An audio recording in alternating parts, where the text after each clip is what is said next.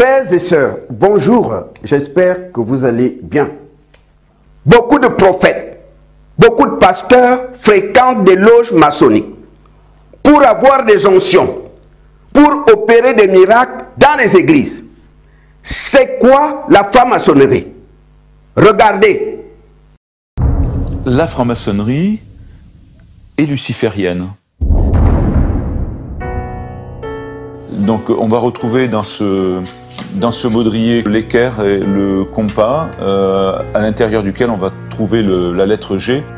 Donc ça, c'est terrifiant. Je m'appelle Serge Abad Gallardo et j'ai été franc-maçon pendant 24 ans. Et pour ce qui est de mon profil professionnel, je suis aujourd'hui retraité. J'ai été architecte et j'ai fait une carrière de haut fonctionnaire. Donc je suis rentré au droit humain, qui est une obédience internationale qui représente environ 17 à 18 000 membres en France et qui est une obédience mixte. Confirmer que la franc-maçonnerie est bien luciférienne, je cite, c'est un texte maçonnique. La séduction d'Ève par le serpent, on parle bien de Satan là, fait allusion aux principes fondamentaux de toute initiation. Voilà, je crois que ça se passe de commentaires. Une personne normalement intelligente peut comprendre que la franc-maçonnerie est luciférienne, même si elle ne le dit pas ouvertement en public. Hiram est le héros de la franc-maçonnerie. En deux mots, Hiram est tué par des mauvais compagnons. Et vous jouez le rôle d'Hiram et vous mourrez. C'est-à-dire, bien entendu, c'est une mort symbolique. On vient vous relever et en fait, il se passe à ce moment-là une sorte de réincarnation. Il ne s'agit pas de résurrection, il s'agit d'une réincarnation. Et ça, je le démontre dans mes livres sur la foi de rituels et de textes maçonniques. Hiram, le héros maçonnique, se réincarne dans le nouveau maître. Et on vous prononce à l'oreille deux mots, le mot de passe et le mot sacré des maîtres. Vous savez que les francs-maçons ont des mots de passe et des mots sacrés, et des mots secrets même, qui permettent de reconnaître la qualité maçonnique d'une personne et qui permettent également d'attester du grade que vous possédez ou que vous revendiquez. Un apprenti ou un compagnon ne pourront jamais se prétendre maître puisqu'ils ne connaissent pas ces mots. Et lorsqu'on vous relève et que la cérémonie vous redonne vie en tant que nouvel Hiram, eh bien, on vous dit à l'oreille Tubal-Caïn, Moabon. Tubal-Caïn, c'est le mot de passe, et Moabon est le mot sacré. Alors, qui est Tubal-Caïn? Tubal-Caïn, c'est pour ça que je vous disais tout à l'heure, on ne peut comprendre la franc-maçonnerie qu'à travers une recherche personnelle et les yeux de la foi. Si on regarde le chapitre 4 de la Genèse, Tubal-Caïn est un descendant de Caïn. Là, je cite un texte maçonnique. Tubal-Caïn, le forgeron, travaille les métaux et s'inscrit spirituellement comme continuateur de la lignée caïnite.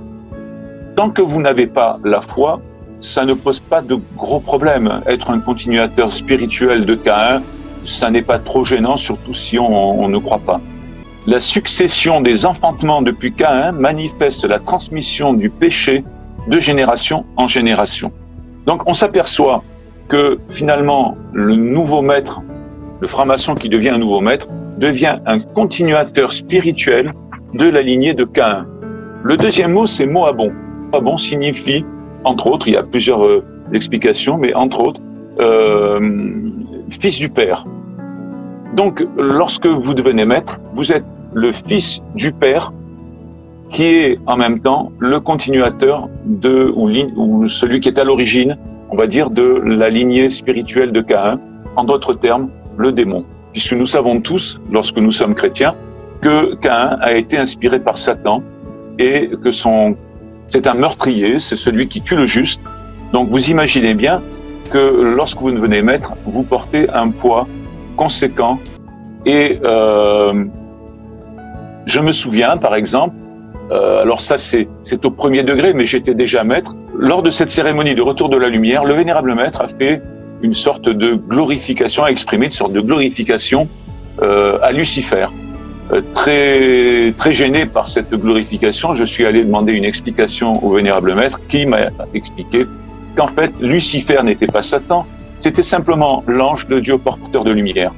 Je crois que ça relève de la méconnaissance, d'une méconnaissance biblique totale. Je pense tout simplement qu'il s'agit d'un mensonge dont la plupart des francs-maçons n'ont pas conscience eux-mêmes, parce que Lucifer et Satan sont le même personnage. La différence de dénomination vient simplement d'une différence de chronologie, puisque Lucifer est le porteur de lumière jusqu'à ce qu'il se révolte contre Dieu et qu'il devienne Satan. Parce qu'il ne s'agit pas de la lumière de Dieu au sens où nous l'entendons. Eh bien, le lendemain de mon initiation, retournant à mon bureau, je regardais les autres personnes comme de pauvres profanes. Donc, même si je ne suis pas quelqu'un de particulièrement orgueilleux, en tout cas je l'espère, on a implicitement une sorte de sentiment de supériorité, puisque nous allons connaître des secrets que les profanes ne connaissent pas, et que nous allons bénéficier de certains avantages dont les profanes ne vont pas bénéficier. Tout le parcours initiatique n'est le résultat que de l'effort personnel. Donc effectivement, lorsqu'on arrive à atteindre des niveaux qui se prétendent l'égal de Dieu, comme au 30e degré par exemple, mais ce qui est déjà le cas au grade de maître implicitement, eh bien on a des chances d'être touché par une forme d'orgueil. Donc, je suis allé à des endroits appelés églises de Satan. Donc j'ai visité ces églises comme simple visiteur. J'y ai fait un tour et ils célébraient leur messe sainte avec des femmes nues, de la boisson, etc. Et ça m'a juste amusé. Je ne croyais à rien de tout cela. J'étais loin d'être convaincu que tout cela puisse être réel. C'était juste qu'un spectacle pour vous. Oui, à mon avis, l'obscurité et le mal se trouvent dans les gens eux-mêmes. Je n'avais pas encore fait le lien, donc j'étais un invité dans ces cercles. Et ça m'amusait beaucoup de voir toutes ces femmes nues et les autres choses. C'était la belle vie, quoi.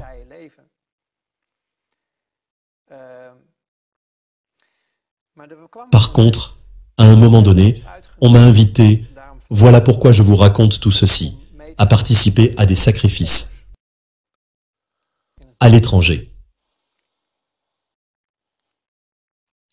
Des enfants. On vous a demandé de faire cela. Oui, et je n'en fus pas capable. Malheureusement, la vérité, c'est qu'ils font ces choses-là depuis des millénaires, partout dans le monde.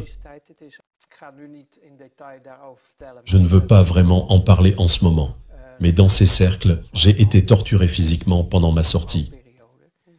C'était pour s'assurer que je ne briserais jamais le contrat de confidentialité. J'ai donc été pris en charge pendant un certain temps. On m'a traité. Tu as dit que tu étais aussi franc-maçon. Ouais, eh bien, dans ma carrière dans les forces de l'ordre, j'ai en fait rejoint la confrérie des francs-maçons.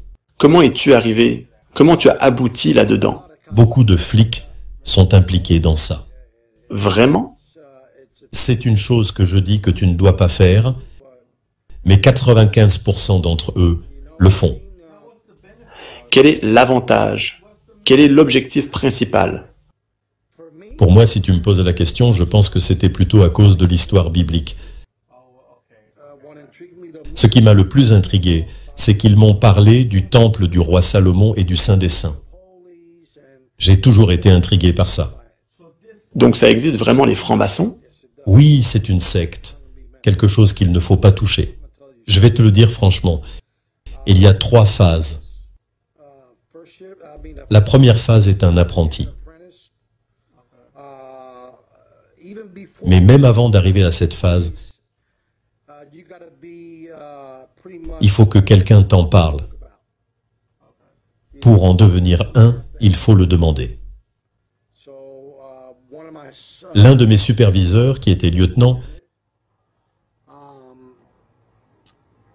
est venu me voir et m'a demandé « Hé, tu veux rejoindre un club ?»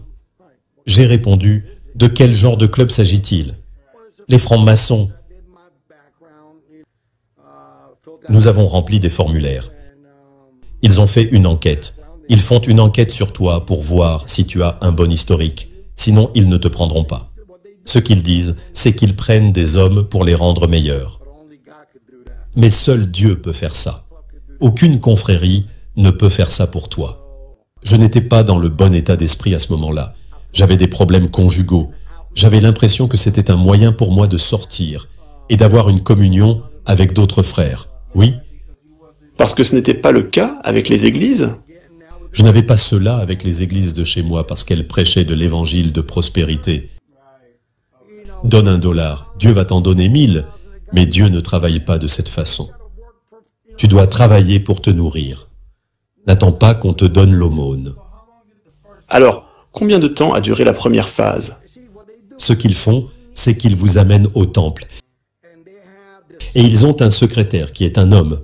Nous sommes tous des hommes. Il n'y a pas de femmes francs-maçons ici. Je pense qu'en Europe, ils en ont, mais pas ici. Ou à moins que vous ne soyez de l'Étoile d'Orient, là c'est différent.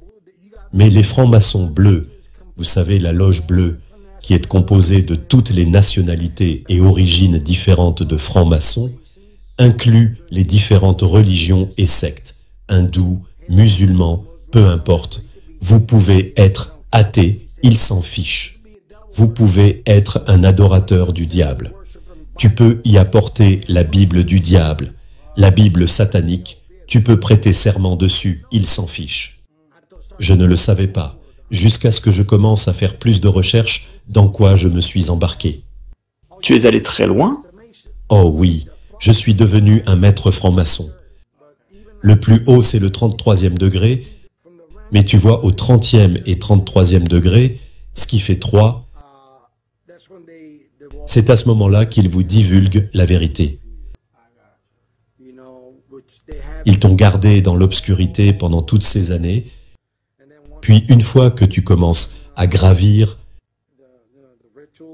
les échelons, les rituels et les phases, quand tu montes les rangs avec les degrés. Je ne savais pas tout ça. Parce que lorsque tu as des écailles dans les yeux, tu ne peux pas voir grand-chose. Mais lorsque Dieu les enlève de tes yeux, tu commences à voir qui est qui et pour ce qu'ils sont. J'ai vu les rituels, j'ai vu où ils imitent la scène de te tuer. Quand tu reçois tes maîtrises, ils font une simulation qu'ils te poignardent et qu'ils te tuent comme un volcan tubulaire. Et ils ont un baptême satanique. Ils baptisent dans le sang, dans une baignoire en fonte. Si vous regardez les clips vidéo, comme celle de cette fille nommée Rihanna, il y est fait des sacrifices de sang, il y a un baptême de sang. Tu vois ce que je veux dire? Beaucoup de ces hommes et femmes qui travaillent à Hollywood, beaucoup sont des satanistes. Ils sont tous des satanistes, parce que je sais, certains signes de la main qu'ils font, tu sais que c'est la pyramide, le rocher, tu sais, Jay-Z appelle ça le rocher, c'est une pyramide. Mais dans cette pyramide, il y a 13 paliers. Tu as aussi Baphomet, qui est le dieu des Templiers. C'est un visage de chèvre, avec des cornes, une poitrine de femme, et la moitié inférieure restante d'un homme, puis les pieds d'une chèvre. Donc, ils vénèrent ça. C'est Lucifer. C'est dégoûtant. Ils mangent des matières fécales, ils boivent de l'urine. C'est dégoûtant. Je n'ai jamais été assez haut pour faire quelque chose comme ça. Mais quand tu es là-haut, et qu'ils t'exposent tout, du 30 au 33e degré, tu sais que tu es fini. Tu dois te vendre au diable à ce moment-là.